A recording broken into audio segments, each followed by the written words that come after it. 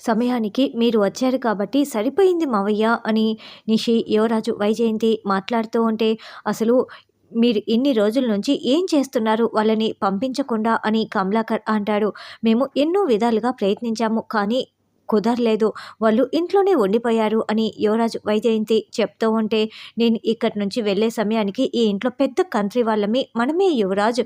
కానీ మీరు సందు ఇచ్చారు. వాళ్ళు ఈ ఇంట్లో పాతుకుపోయారు.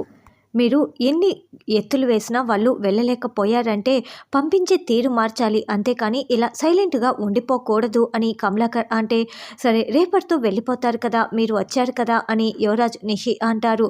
వాళ్ళు ఈ ఇంట్లో ఉండటం నాకంటే ఎక్కువ మీకే ఇబ్బంది యువరాజు. మహా అయితే నాకు ఆస్తిలో వాటా తగ్గుతుందేమో. కానీ వదిన అన్నయ్యకి రెండో భార్య అవుతుంది. నువ్వేమో తర్వాత అవుతావు. వాడు వారసత్వం ఇస్తేనే తర్వాత వారసత్వం నీకు వస్తుంది. అప్పుడు మీ పరిస్థితి ఏంటో ఒక్కసారి ఆలోచిస్తున్నారా అని కమలాకర్ అనడంతో, ఏదైతేనేం రేపటితో మనం గెంటేస్తున్నాం కదా అని నిషి అంటుంది. సరే మీరు కౌశికితో అన్నయ్యతో ఎక్కువగా గొడవలు పెట్టుకోకండి వెళ్ళండి అని కమలాకర్ అంటూ, ఒక్క క్షణం ఇందాక నేను లోపలికి వస్తున్నప్పుడు కిచెన్లో ఒక అమ్మాయిని చూశాను. ఎవరా అమ్మాయి అని కమలాకర్ అంటాడు. అదేంటి నేను ఆ అమ్మాయి ఎవరని అడుగుతూ ఉంటే ముఖముఖాలు చూసుకుంటున్నారు అని కమలాకర్ అంటే, ఇదంతా ఈ అత్తయ్య గారు చేసిన ఘనకార్యం నిర్వాకం అని నిషి అంటుంది. చూడు కమలాకరు, నేను నీతో మాట్లాడతాన్రా అని వైజయంతి కమలాకర్ని పక్కకు తీసుకువెళ్తుంది. ఎందుకు వెళ్ళిపోతున్నారు అని నిషి, యువరాజు అనుకుంటూ ఉంటారు. సారీ తాతయ్య, నా వల్ల నువ్వు తలదించుకునే పరిస్థితి వచ్చింది. అసలు నేను వాళ్ళ కోసం పోరాడడానికి వచ్చాను, వాళ్ళతో పోట్లాడడానికి కాదు. వాళ్ళలో నేను కూడా ఒకరిని అని వాళ్ళు ఎందుకు అర్థం చేసుకోవటం లేదు. అసలు నేను నీ మెల్లో తాళి కట్టకుండా ఉండాల్సింది ధాత్రి. నా వల్లే నువ్వు బాధలు పడుతున్నావు అని కేదార్ అంటుంటే, చూడు కేదార్, నువ్వు ఇంకోసారి ఆ మాట మాట్లాడుకో. మన పెళ్ళి తప్పుగా ఏమీ జరగలేదు. జీవితాంతం ఒకరి కష్ట సుఖాల్లో ఒకరం పాలు పంచుకుంటామని మాట ఇచ్చుకున్నాము. నువ్వు నా మెల్లో తాళి కడుతున్నప్పుడు తప్పిస్తే నేనెప్పుడూ కూడా తల దించుకోలేదు. ఆ విధంగా నేను అనుకోలేదు కూడా. కాబట్టి ముందు సాక్ష్యాల గురించి ఆలోచించాలి అని ధాత్రి అంటే, కళ్ళ ముందర లేని సాక్ష్యం గురించి తీసుకురావటం ఎలా ధాత్రి అని కేదార్ అంటాడు. దేవుడు ఏదో ఒక దారి చూపిస్తాడు కేదార్. దేవుడా ఏదో ఒక దారి చూపించు. ఎంత కష్టమైనా సరే ఆ సాక్ష్యాన్ని మేం తీసుకొచ్చుకుంటామని ధాత్రి వేడుకుంటూ ఉంటుంది. అప్పుడే ఆదిత్యపురం వాచ్మెన్ దగ్గర నుంచి ఫోన్ కాల్ రావటంతో కేదార్ స్పీకర్ ఆన్ చేసి చెప్పు రంగా అని మాట్లాడుతూ ఉంటాడు. సార్, అసలు తిరిగి రారనుకున్న మీ తాతయ్య గారు తిరిగి వస్తున్నారు సార్. 25 ఏళ్ల కిందట అన్నింటినీ కాదనుకొని మహల్ని వదిలేసి వెళ్ళిపోయారు. మీరు వెతుక్కుంటూ, అదే సుహాసిని అమ్మగారి కొడుకు వెతుక్కుంటూ మహల్కి వచ్చారన్న విషయం అతనికి తెలిసిందంట సార్.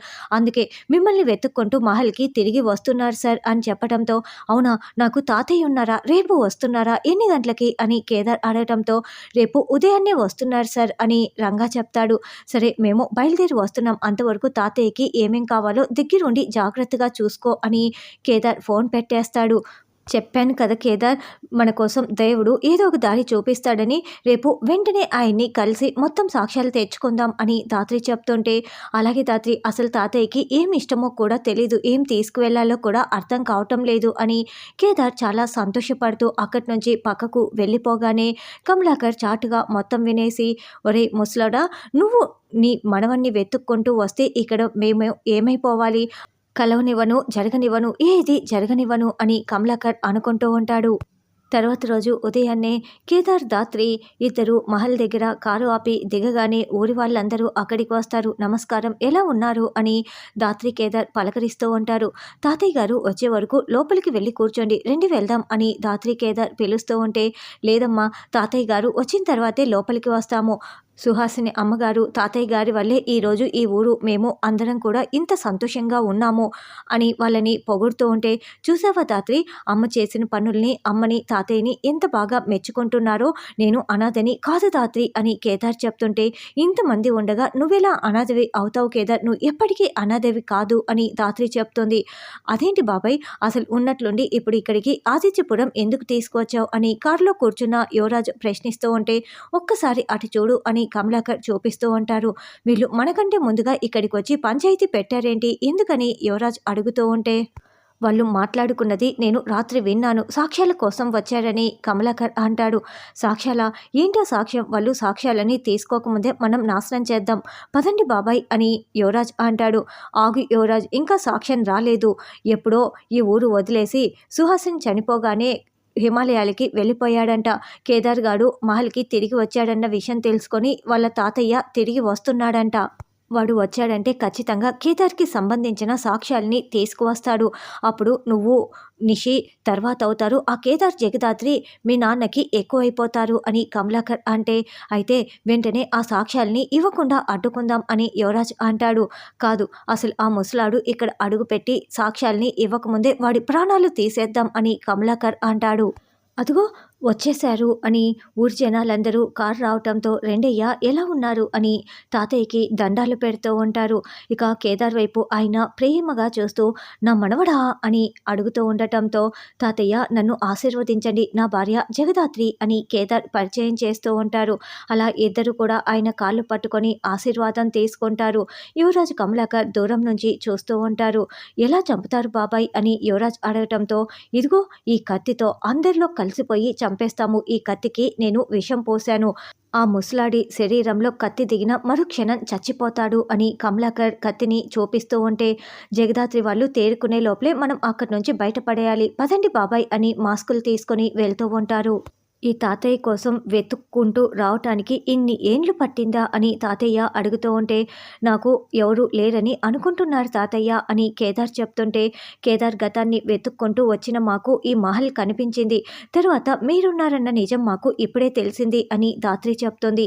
అసలు మీరు వెళ్ళినప్పటికీ ఇప్పటికీ చాలా మారిపోయి ఉన్నారయ్యా అని ఊరి జనాలు అంటుంటే, కాలం మారుతోంది కదరా, అందుకే నేను మారిపోయానని తాతయ్య కాషాయ వస్త్రాలు రుద్రాక్షమాల మెల్లో వేసుకొని అలా మాట్లాడుతూ చెప్తూ ఉంటాడు. 25 ఏండ్లుగా వెళ్ళిపోయిన మీరు ఇప్పుడు ఎందుకు తిరిగి రావాలనిపించింది మీకు అని దాత్రి అడగటంతో, కొన్ని రోజులుగా నాకు ఏదో తెలియని అలజడి. నేను నా స్నేహితుడికి ఫోన్ చేసినప్పుడు కేదార్ గురించి చెప్పాడు. అందుకే నేను వెంటనే తిరిగి వచ్చేశాను. నేను దీక్షను కూడా పక్కన పెట్టేసి నీకోసం తిరిగి వచ్చాను కేదార్ అని తాతయ్య చెప్తూ ఉంటాడు. నేను అనాథని అనుకున్నాను తాతయ్య, కానీ నాకు కూడా ఇంత పెద్ద కుటుంబం ఉందని నాకు ఇప్పుడే అర్థమైంది అని కేదార్ చెప్తుంటే, రే నువ్వు అనాథవని ఎవరనేది? నువ్వు అనాథవి కాదు, ఈ మహల్కి నువ్వు వారసుడివి. నిన్ను ఎవరైనా అనాథ అంటే నేను చూస్తూ ఊరుకోను అని తాతయ్య కోపడుతూ ఉంటాడు. తాతయ్య గారు, మీరు అలసిపోయి వచ్చింటారని నేను అర్థం చేసుకోగలను, కానీ కేదార్ పుట్టుక గురించి కొంతమందికి కొన్ని అపోహలు ఉన్నాయి. మిమ్మల్ని సాక్ష్యంగా తీసుకువెళ్ళి నిరూపించుకోవాలి అని దాత్రి అంటే, ఏంటి నిరూపించుకోవాలా? సాక్ష్యాలు కావాలా? అసలు ఏం జరిగింది చెప్పమ్మా అని తాతయ్య అడుగుతూ ఉంటే, ఇక్కడ కాదు లోపలికి వెళ్ళి మాట్లాడుకుందాం అని దాత్రి అంటుంది. మీరందరూ వెళ్ళండి, తాతయ్య గారు రెస్ట్ తీసుకుంటారు, సాయంత్రం రచ్చబండ దగ్గరికి నేనే తీసుకువస్తాను అని కేదార్ చెప్పడంతో ఊరి వాళ్ళు వెళ్ళిపోతారు. యువరాజు నువ్వు ఇక్కడే ఉండు అంటూ కమలాకర్ దాత్రి కేదార్ తాతయ్య లోపలికి వెళ్తూ ఉంటే తాతయ్యని వెనుక వైపు నుంచి పొడవబోతూ ఉంటాడు. ఇక దాత్రి కమలాకర్ చేతిని అడ్డుపట్టుకుంటుంది. ఏంటబ్బా అని కేదార్ చూస్తాడు.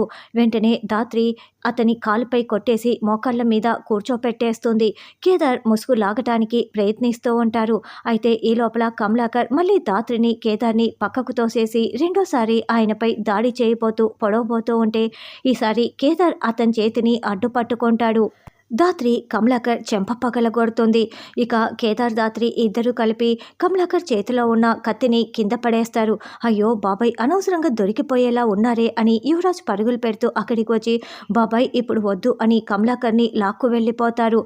తప్పించుకున్నారు అని దాత్రి కేదార్ అనుకుంటూ, మీకేమీ కాలేదు కదా తాతయ్య, రండి లోపలికి వెళ్దాం అని తీసుకువెళ్తూ ఉంటే, శివ శివ నాకేమీ కాలేదని తాతయ్య లోపలికి వెళ్తూ ఉంటాడు. ఎందుకు యువరాజ్ నన్ను అడ్డుకున్నావు? ఇప్పుడు వాళ్ళు సాక్ష్యాలు తీసుకువచ్చారంటే మనల్ని బయటికి గెంటేస్తారు అని కమలాకర్ అంటే, వాళ్ళు ముసుగు తీశారంటే కూడా దొరికిపోతారు కదా బాబాయ్, అందుకే లాక్కు వచ్చానని. కాబట్టి ఆ ముసలాన్ని చంపనవసరం లేదు, వాడి దగ్గర ఉన్న వాడు ఏదో ఒక సాక్ష్యం ఇస్తాడు కదా, దాన్ని చంపేద్దాం అని యువరాజు కమలాకర్ ఇద్దరు కిటికీ దగ్గరికి వచ్చి సాక్ష్యం ఏంటా అని వింటూ ఉంటారు. అసలు మిమ్మల్ని అడుగు పెట్టగానే ఎవరు చంపాలని చూస్తున్నారు అని దాత్రి కేదార్ అడుగుతూ ఉంటారు. ఇంకెవరు? వజ్రపాటి సుధాకర్ గాడి తమ్ముడు వజ్రపాటి కమలాకరే నన్ను చంపాలని చూస్తున్నాడు అని తాతయ్య చెప్పటంతో, అదేంటి బాబాయ్ మిమ్మల్ని చూసేశారా అని యువరాజ్ కమలాకర్ని షాకింగ్గా అడుగుతూ ఉంటాడు.